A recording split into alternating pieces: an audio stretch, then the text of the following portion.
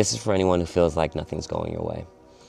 Before I got on Shark Tank, I had invested my entire life savings on top of an additional $8,000 that I won in the Florida lottery into starting my business. I wanted to get on QVC. It was one of my main goals, and I applied to QVC.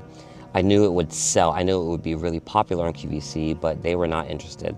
But that didn't stop me. I looked at other avenues. How could I still get on the platform? Because I knew it would take me to the next level. That was my goal. And I reached out to this guy. He claimed to be someone who was really well connected with the buyers and knew a lot of people at QVC and would be able to get me on, and was telling me that within a month or two, all my money issues would be a thing of the past. We'd be selling millions of these on QVC, and we'd both be sipping champagne on a private jet somewhere. So I signed a contract with this guy, and he was making a lot of promises that he was not delivering on.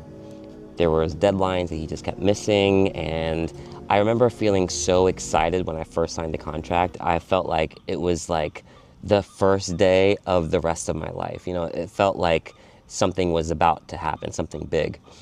And as the months went on, and I just kept getting more and more disappointed with the outcome or what he wasn't able to deliver on, I started getting really bummed out about it.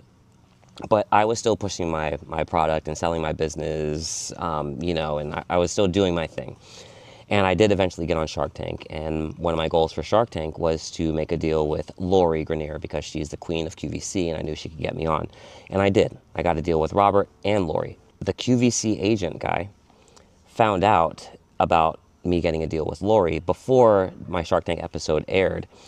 He contacted me, and I hadn't spoken to him at this point in months. This is like a year after signing the initial contract with him, and he wanted his piece of the pie. He felt like he was entitled to it because we had a contract, and even though he didn't do anything because we had this existing contract, he wanted $1 for every single Signal Vault that Lori and I sold. And luckily, Lori's lawyers looked at the contract, and there was a line in there that said, if the agent does not place an order with me within 6 months, the contract is null and void. And he hadn't. And that was the big thing that I was bummed out about, that he hadn't placed an order with me. And it ended up saving my ass, because he would have made a couple $1 million off of that deal, and he wouldn't have had to lift a finger. If he would have placed an order for one Signal Vault, I would have had to honor that contract.